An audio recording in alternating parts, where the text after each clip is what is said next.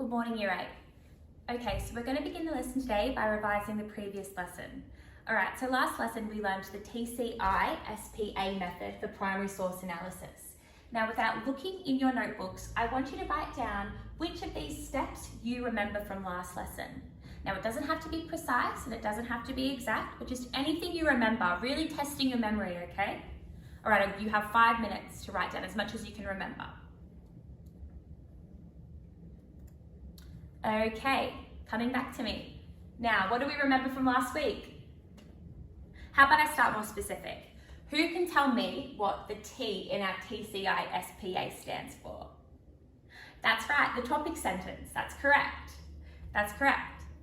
Now, today, we are actually going to practice applying the first part of our TCI-SPA method. In our first part, we're going to look at just the topic sentence, context, and our intended audience. Okay, so these are 3 of the things we need to consider when writing our primary source analysis.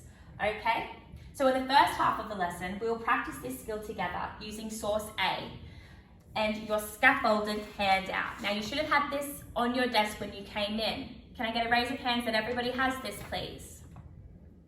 Great, great. Okay, in the second part of the lesson today, you're going to try and attempt this skill independently using source B. Now, I haven't handed this one out yet, but I will in the middle of the lesson, okay? So just sit tight on that one. So, what does source A say? So source A is just located at the top of your handout there. Now, I'm going to give you 5 minutes to read through this by yourselves, silently, highlighting any words that you don't know, okay? And then we're going to come back and we're going to read it together.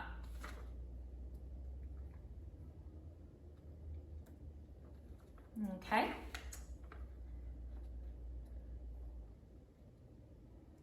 So source A is part of a letter from the Prior of Christ Church, Canterbury, to the Bishop of London, published on the 28th of September 1348.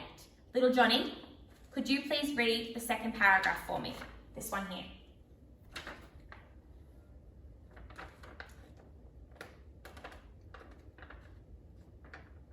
Well done. Any volunteers on the second paragraph? Yes, up the back. Can you read the second paragraph for the class? Beautiful. Alrighty, so we should have highlighted those words that we weren't quite sure about. Now let's add them to our glossary and discuss what they mean. Okay? Okay, moving on. Let's start with the topic sentence. Now these are the 3 questions that remember from last week. These are the 3 questions we need to ask ourselves when we're thinking about writing our topic sentence. Okay, so can somebody tell me what type of source this is? That is right, it is a primary source, but what kind of primary source? Is it a photo? No, that's right, it's part of a letter. And that's located, usually all of this information will be located in the reference, okay? Remember from last week where the reference was? Yeah, it's usually besides the image or up the top of the source, okay? Or below it. Now, that's right, so it was part of a letter. That's spot on. Now, who created the source? Now, remember, we just went over this in our glossary terms. Raise of hands. Yes, the Prior of Christ Church, that's correct. The Prior of Christ Church did create this source, okay? Now, when was the source created? Hands up. Yes, that's right, 1348. Now, what was happening in 1348? Yes? The Black Death. Yes, it was in the middle of the Black Death, wasn't it? That's right. Now, so our topic sentence is our introductory sentence. Now, remembering from last week, it's important that we include all of this information in our sentence, okay? So this might look like, this is an example of topic sentence, okay?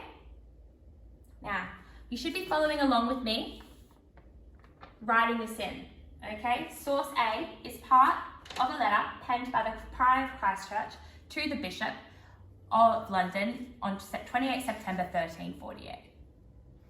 Okay? Well done, everybody.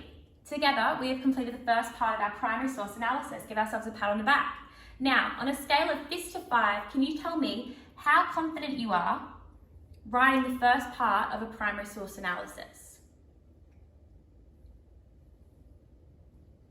Alrighty, I have a bit of a snapshot.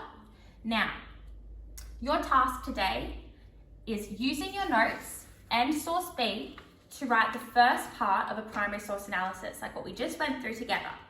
You must include your topic sentence, your context, and your intended audience. Okay? So those of you that I saw who were 0 to 2, I want you to come and grab a scaffolded worksheet and meet me at table 1. Alrighty, we're going to go through it together.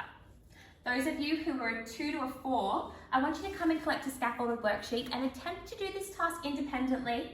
You may work collaboratively, but I want you to try and complete the source B scaffolded worksheet, okay? Working through the steps that we just went through. Now, those of you who completely understood it, was totally all over it, I want you to come and collect the TCI primary source analysis template worksheet. Okay, so this won't be scaffolded for you, but I want you to give it a go. Now, if you finish fast, come to me and I'll give you some more information about how you can write the second part of your primary source analysis.